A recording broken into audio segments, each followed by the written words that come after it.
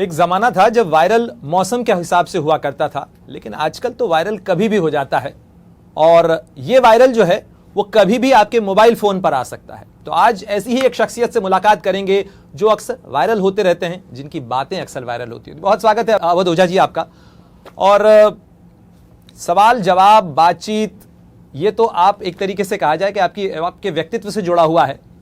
पहला सवाल इसी चीज को लेकर कि यूपीएससी एस्पिरेंट से लेकर टीचर और फिर वायरल टीचर तक का सफर कैसा रहा?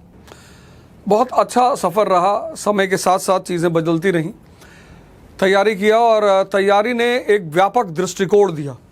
मतलब मेरा मानना यह है कि जितने लोग आईएएस की तैयारी करते हैं उनका एक बहुत बृहद दृष्टिकोण पैदा हो जाता है। और कुछ ऐसी परिस्थितियों में मैं शिक्षा की डायरेक्शन में मुड़ा, जैसे कि मैं बार बार कहता हूँ कि मैं एक एक्सीडेंटल टीचर हूँ। और फिर कोरोना आया और कोरोना के समय मैंने एक प्रोग्राम शुरू किया, नौजवान क्रांति, जिसमें मेरा उद्देश्य यही था कि किसी तरह लोगों को उत्साहित रखा जाए। और फिर जब मैं पहली बार वायरल हुआ और लोगों ने मुझे फ़ोन करके कहा कि भाई आप वायरल हो गए हैं, तो मुझे लगा ये क्या होता है। मैंने कहा भैया मैं तो ठीक ठाक हूँ, मेरा टेम्परेचर भी ठीक है। बोले नहीं वायरल मतलब आपको सब लोग मोबाइल पर देख रहे हैं। उसके बाद तो खैर मतलब कहानी चली पड़ी। और लेकिन ओझा सर, आपको अक्सर इसी नाम से जाना जाता है और वायरल होते हैं, लेकिन आपकी वायरल जो बातें होती हैं उनमें अक्सर आप जो है किसी न किसी चीज़ के ऊपर चटके होते हैं, कुछ गुस्सा कर रहे होते हैं, कुछ तीखे बयान दे रहे होते हैं। ये आप सोच समझ के देते हैं या वही क्लिप जो है वो काटी जाती हैं, वायरल होती हैं, या ये आपका मिजाज है? नहीं, ये मेरा मिजाज है। जैसे कि मैं इस देश के लोगों को बार बार कहता हूँ कि आप राजा हैं इस देश के, we the people of India, हम भारत के लोग।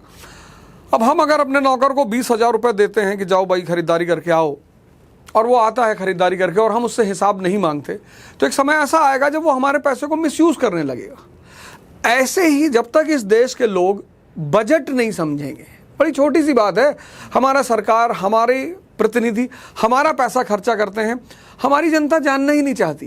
जैसे इस बार का बजट आया, शायद ही भारत में किसी को पता होगा कि सरकार ने शिक्षा पर कितना व्यय किया, डिफेंस पे कितना किया, एग्रीकल्चर पे, इंफ्रास्ट्रक्चर, इंडस्ट्री। तो जब आपको जानना ही नहीं है, अब इन बातों को जब मैं बोलता हूं कि आज लोग परेशान हैं कि साहब राजनीति बहुत खराब है, राजनेता बहुत खराब है, कोई खराब नहीं है।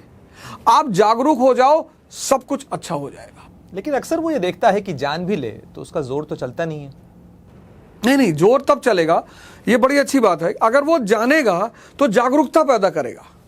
जो भी जागा उसने जगाने की कोशिश की, चाहे वो बुद्ध हो, चाहे महावीर हो, चाहे गुरु नानक हो, चाहे कबीर हो। जितनी जागृति बढ़ेगी इस देश में उतनी जागरूकता बढ़ेगी इस देश में, और वो जागरूकता धीरे धीरे फिर इस देश की व्यवस्था में सुधार लाना शुरू करेगी। लेकिन सवालों से अक्सर परहेज किया जाता है, व्यवस्थाएं अक्सर सवालों से परहेज करती हैं, क्या आप इससे सहमत हैं? दरअसल व्यवस्था इसलिए वो सवालों से परहेज करती हैं क्योंकि उन्हें पता है कि वादे उन्होंने बहुत किए और वादा करने सबकी आदत है, और वादे पूरे नहीं होते, चाहे वो प्रेम में हो चाहे राजनीति में हो। मतलब वादा का एक सिद्धांत है, अगर वादा किया जा रहा है तो 0.1% चांस है कि वो पूरा होगा, क्योंकि जिसको भी काम करना है उसको वादा करने की कोई जरूरत नहीं है। तो व्यवस्थाओं को ये बहुत अच्छी तरह पता होता है कि भाई हमने कह तो दिया अच्छा दिन, लेकिन अब सरकार को पता कहाँ था कि अच्छा दिन आएगा या नहीं आएगा। कोरोना बीच में आ जाएगा, डिमोनेटाइजेशन आ जाएगा, तो कुछ तो बुरा दिन आएगा। अब कहाँ से जवाब देंगे वो कि उस बुरा दिन की वजह क्या है? वादे तो गारंटी हो गए। नहीं, अलग अलग बातें हैं। गारंटी और वादे में फर्क है। गारंटी मतलब कि करना ही करना है मुझे, तो वादे से ही तो गारंटी निकलती है। नहीं, वादा तो तोड़ने के लिए किया जाता है। जितने भी वादे किए जाते हैं, जैसे ज्यादातर वादे प्रेम में किए जाते हैं कि हम तारे तोड़ के लाएंगे और चांद तोड़ के लाएंगे। लड़कियों को भी पता होगा कि तुम कर कुछ नहीं पाओगे। ऐसे इस देश की जनता को भी पता है कि ये व्यवस्था कुछ नहीं करेगी, लेकिन वही है ना कि उसके पास वादे तो बहुत सारे कोचिंग क्लास वाले भी करते हैं, वो वादे भी कहाँ पूरे होते हैं? नहीं, आप बताइए, आप कोचिंग वाले वादा नहीं करते। जैसे किसी कोचिंग ने अगर ये कह दिया कि आप हमारे पास आइए, हम आपका सिलेक्शन कराएंगे, फिर तो वो बिल्कुल अनर्थ करने वाली बात है, वो संभव ही नहीं है। जैसे 5 भाई द्रोणाचार्य से सीख रहे थे, टीचर एक ही था, लेकिन उस 5 में से सिर्फ एक अर्जुन है जो आईएएस बन रहा है। यानी द्रोणाचार्य भी 5 भाइयों को अर्जुन नहीं बना पाए। वही हमारे साथ भी है। हम लोग जो कोचिंग में पढ़ाते हैं, हमें जो अर्जुन मिल जाते हैं हम उन पर थोड़ा ज़्यादा काम करते हैं। कुछ अर्जुन बनने की स्थिति में होते हैं, उन्हें हम जगाने की कोशिश करते हैं, पर हम वादा नहीं कर सकते। अगर हमें ये तरीका पता होता सर, द्रोणाचार्य ने भीम को भीम बनाया, युधिष्ठिर को युधिष्ठिर बनाया, नकुल और सहदेव तलवारबाजी में माहिर थे। अर्जुन की चर्चा सबसे ज्यादा होती है क्योंकि वो महान धनुर्धर थे, लेकिन धनुर्विद्या अलग चीज है। हर कोई धनुर्विद्या नहीं सीख रहा था ना, लेकिन शिक्षक ने वो दिया जो छात्र जिसके योग्य था। नहीं, वही बात मैं कह रहा हूं। जैसे द्रोणाचार्य ने 5 भाइयों की परीक्षा ली, मछली की आंख वाली, वो आईएएस की ही परीक्षा है, उसमें पास सिर्फ अर्जुन हो रहा है क्योंकि अर्जुन का व्यक्तित्व है।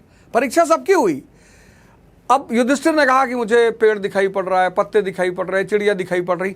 बस हम भी वही करते हैं। हमारे पास 5 लड़के अगर आते हैं, उसमें जो अर्जुन है वो हमारी बात को समझता है, उसको पता है कि मारना कहाँ है।